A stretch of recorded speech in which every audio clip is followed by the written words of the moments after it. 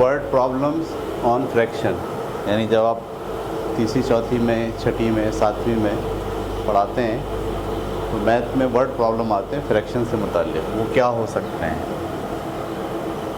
तो सवाल इस तरह होता है कि कोई एक चीज़ आपको बताई जाती है और उसका कुछ फ्रैक्शन आपको बता दिया जाता है, सही है। जैसे मिसाल के तौर पर एक बांस है, क्या है, बांस।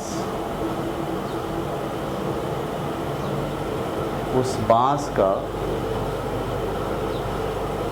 3/5 हिस्सा ज़मीन के बाहर है और 2/5 हिस्सा ज़मीन के अंदर है, सही है। ये ज़मीन के अंदर है और 3/5 हिस्सा ज़मीन के बाहर है, सही है।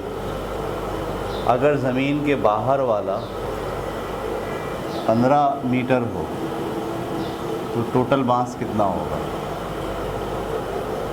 ये सवाल है। एक बांस है, उस बांस का 3/5 हिस्सा ज़मीन के बाहर है और वो जो बाहर है जब उसको नाप रहे हैं तो वो कितना निकल रहा है, 15 मीटर। तो बताओ टोटल बांस कितना लंबा है। तो इस 3/5 से क्या पता चलता है कि इस बांस के कितने हिस्से बनाए गए हैं, 5 हिस्से बनाए गए हैं और 3 हिस्से कहाँ हैं, आइए बाहर हैं और बाकी के 2 हिस्से कहाँ हैं, अंदर हैं। ये समझ में आ गई बात। जब उन्होंने कहा कि एक बांस का 3/5 हिस्सा बाहर है तो इस 3/5 से आपको क्या पता चला कि बांस के टोटल कितने हिस्से बनाए गए हैं, 5, और 5 में से कितने बाहर हैं, 3। जब इस 3 को नापते हैं तो वो कितने निकलते हैं, 15। अब अगर ये 3 15 हैं तो एक कितना हुआ, 5 ये भी है, 5 ये भी है, 5 ये भी है। और अंदर कितने हिस्से हैं, 2 हिस्से हैं। तो ये भी 5 है और ये भी क्या है, तो अंदर कितने हिस्से हो गए, 10। तो टोटल बाहर 15 है और अंदर 10 है, तो टोटल मिलके कितने हो गए, 25 मीटर। ठीक है। अब ये तो हमने लॉजिक से किया है हल, तो मेथड नहीं लगा इसमें। हमने सवाल को समझा और सवाल को समझने के बाद, ठीक है, इसको हल कर लिया। तो इसमें जो बात है वो ये है कि पूरी मिक़दार पता हो, पूरी मिक़दार मालूम हो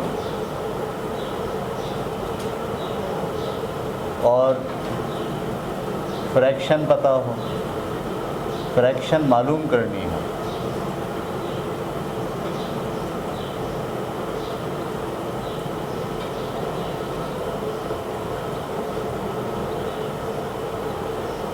तो आप क्या करते हैं, टोटल को मल्टीप्लाई करते हैं फ्रैक्शन से। ये एक केस आएगा। पूरी मिक़दार पता होगा क्या मतलब,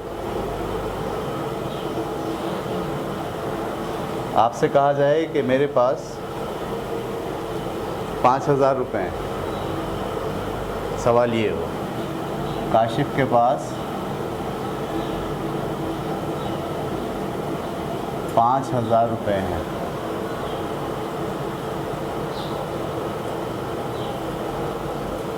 उसने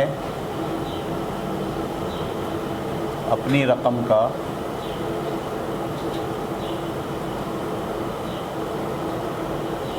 3/8 हिस्सा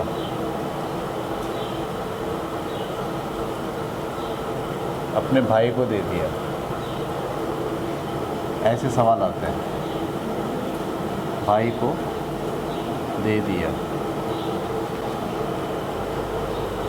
बताएं उसके पास बाकी कितनी रकम बची। बाकी रकम मालूम करें। ठीक है, ये सवाल है। काशिफ के पास कितनी रकम थी? 5,000 रुपये। उसने उस रकम का 3/8 हिस्सा अपने भाई को दे दिया। 3/8 से आपको क्या समझ में आया कि जो उसकी रकम थी उसने टोटल उसके कितने हिस्से बनाए? 8। जब 8 हिस्से बन गए बराबर बराबर, तो उसमें से 3 हिस्से उठा के किसको दे दिए? भाई को। तो भाई को दी, बाकी रकम मालूम करें। भाई को कितने दिए उसने, ये नहीं पता चल रहा। कितने रुपए दिए ये बताया, 3/8 हिस्सा दिया है। तो देखें, पूरी मिक़दार मालूम हो, इसमें पूरी मिक़दार मालूम है, और फ्रैक्शन मालूम करनी हो, यानी ये आपको हिस्सा मालूम करना है। तो आप क्या करते हैं? टोटल को मल्टीप्लाई करते हैं फ्रैक्शन से। टोटल क्या है? 5,000। उसको मल्टीप्लाई करेंगे किससे? 3/8 से। देखिए मैं इसको काट रहा हूँ। 8 एकम 8, 8 6 48, कितने बचे? 2 2 वहाँ चले गए 20, 8 दूनी 16, 4 बजे, 4 में चले गए 40, 8 पंजे 40। एक हिस्सा कितना बना? 625। जब उसने इस रकम के 8 हिस्से बनाए तो एक हिस्से में कितना आया? और उसने अपने भाई को दिए कितने? 3 हिस्से। तो 3 को इससे मल्टीप्लाई करो। 3 पंजे 15 की 5 हासिल लगे 1, 3 दूनी 6, 6 और 1 7, और 3 6 18। उसने भाई को कितने दिए? 1875। ये समझ में आया? इस पर कौन सी कंडीशन पूरी थी? पूरी मिक़दार मालूम थी, और हमें फ्रैक्शन की मिक़दार मालूम करनी थी। मैं यहाँ फ्रैक्शन की बजाय क्या लिखूँ? फ्रैक्शन की मिक़दार मालूम करनी है। तो ये फ्रैक्शन हमें पता है, और उसकी हमने क्या मालूम करी? मिक़दार। 8 हिस्से से इसको काटा तो एक हिस्से में कितने आए? 625, और 3 हिस्से हमने दिए हैं भाई को। 3 को जब मल्टीप्लाई करेंगे 1875। सवाल क्या था? बाकी कितनी बची? 5,000 रुपये थे, उसमें से 1875 किसको दे दिए? भाई को दे दिए। तो बाकी कितने बचे? बाकी मालूम करने के लिए अब 10 में से 5 गया 5, 9 में से 7 गया 2, और 9 में से 8 गया 1, 4 में से 1 गया 3, 3,125 बाकी बचे। ये बात समझ में आ गई आपको? तो एक केस तो ये आता है कि आपको पूरी मिक़दार मालूम है, और आपको मालूम क्या करना हो? इसकी फ्रैक्शन मालूम करनी हो। ठीक है? और एक केस ये आता है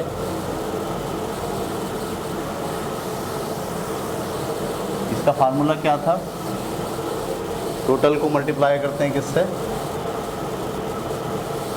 टोटल को मल्टीप्लाई करते हैं फ्रैक्शन से।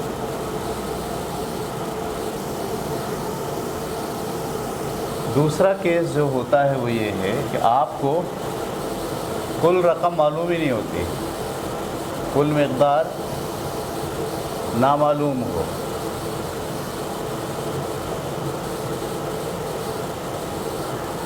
कुल मिक़दार पता ही ना हो,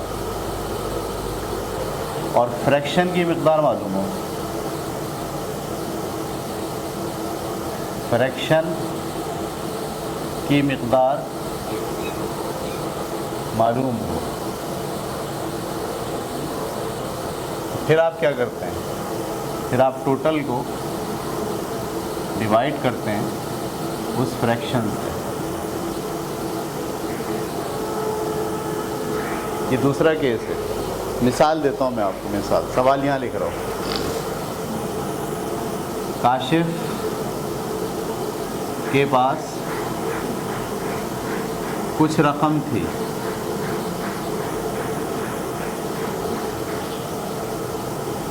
काशिफ के पास कितनी थी ये नहीं पता। उसने अपनी रकम का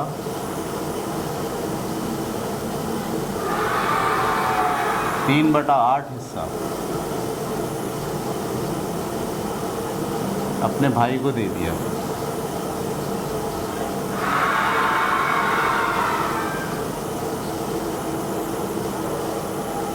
भाई की रकम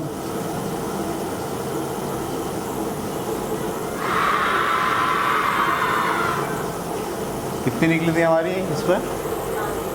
625, 1875।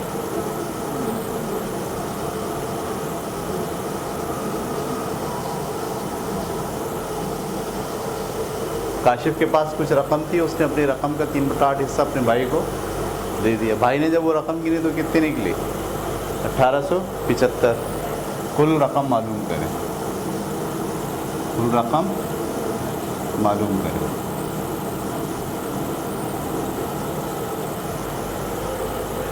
ठीक है, ये टोटल मैंने गलत लिखा। हाँ, ये टोटल, ये मैंने फार्मूला गलत लिखा। टोटल कुल मिक़दार नामालूम, इसमें कुल मिक़दार मालूम नहीं है। मालूम क्या है? 1875, और वो क्या है? 3/8 हिस्सा है। तो फ्रैक्शन की मिक़दार मालूम हो। फ्रैक्शन की मिक़दार को किससे ज़रब देते हैं? फ्रैक्शन से। मिक़दार कितनी है? 1800। उसको डिवाइड करेंगे किससे? उसकी फ्रैक्शन से। फ्रैक्शन कितनी है? 3/8। इसको पलट दो। 1875 डिवाइड को क्या करा? मल्टीप्लाई, ये वाली चीज़ पलट गई। क्या जवाब आ गया? 8/3। अब मैं इसको काट रहा हूँ 3 से। 3 ही कम, 3 6 18, 3 दूनी 6, 1 बचा 15, 3 पंजे 15। अब 8 से इसको मल्टीप्लाई करना है। 8 पंजे 40 का 0 हासिल लगे 4, 8 दूनी 16, 16 और 4 20, 20 का 0 हासिल लगे 2, 8 6 48, 48 और 2 50। कुल रकम कितनी थी? 5000। ये मैथ है, जादू है ये। सही। ये अलग अलग केस है। इसमें पूरी रकम मालूम थी हमें, इसमें पूरी रकम मालूम। क्या मालूम था? तो जो हिस्सा था उसकी रकम मालूम थी। तो जब हिस्सा मालूम हो और उसकी रकम मालूम हो तो हिस्से को उसकी रकम से मल्टीप्लाई करते हैं। मल्टीप्लाई नहीं करते, सॉरी, क्या करते हैं? डिवाइड करते हैं। और अगर पूरी रकम मालूम हो और फ्रैक्शन की मिक़दार मालूम करनी हो, हिस्सा मालूम करना हो, तो फिर आप क्या करते हैं? टोटल को मल्टीप्लाई करते हैं फ्रैक्शन से। ये बात आपको अगर याद रहेगी तो फिर आप आसानी से सारे सवालात करा सकते हैं, कैसे भी हो, टेढ़े मेढ़े, इधर उधर। ये 2 बुनियादी बातें याद रहनी है। मल्टीप्लाई कब करना है, डिवाइड कब करना है। मल्टीप्लाई कब करना है? जब टोटल रकम मालूम हो और उसका हिस्सा मालूम करना हो तो मल्टीप्लाई करते हैं। और अगर हिस्सा ही मालूम हो और फ्रैक्शन भी मालूम हो और कुल रकम मालूम करनी हो तो उस हिस्से वाली रकम को उस हिस्से से क्या कर देते हैं? डिवाइड कर देते हैं। ठीक है। मिसाल के तौर पर एक सवाल और आप लें।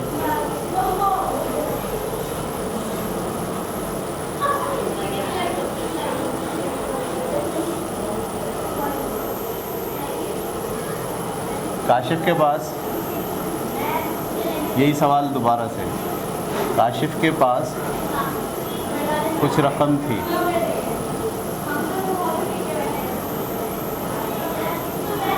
उसने अपने भाई को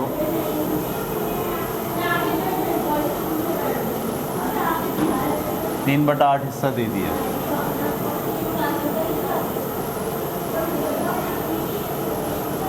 तीन बटा आठ हिस्सा दे दिया। उसके पास बाकी रकम बची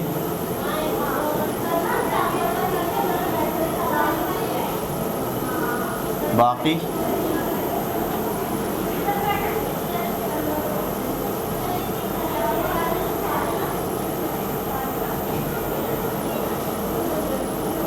3125 बचे।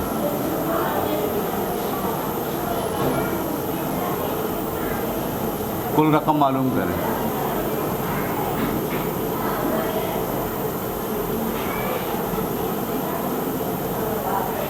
जी भाई, समझ में आया? ये कितना हिस्सा है, भाई को दे दिया, ये रकम उसके पास बाकी बची है, ये रकम उसके पास, भाई को कितने पैसे दिए ये बताना है। ये जो रकम बाकी बची ये इतना हिस्सा है या ये कुछ और है? सही है, ये सोचना होता है। ये जो रकम बची है, ये जो रकम बची है ये 3/8 हिस्सा नहीं है।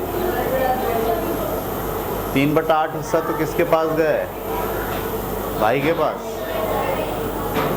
और काशिफ के पास जो रकम बची है वो ये बची है, इसका हिस्सा कितना बनता है? अगर 3/8 काशिफ के पास चला गया, सॉरी भाई के पास चला गया, तो काशिफ के पास कितना आया? 5/8 आया। उसने 8 हिस्से बनाए थे, उसमें से 3 किसको दे दिए, भाई को दे दिए। उसके पास कितने बचे, 5 हिस्से।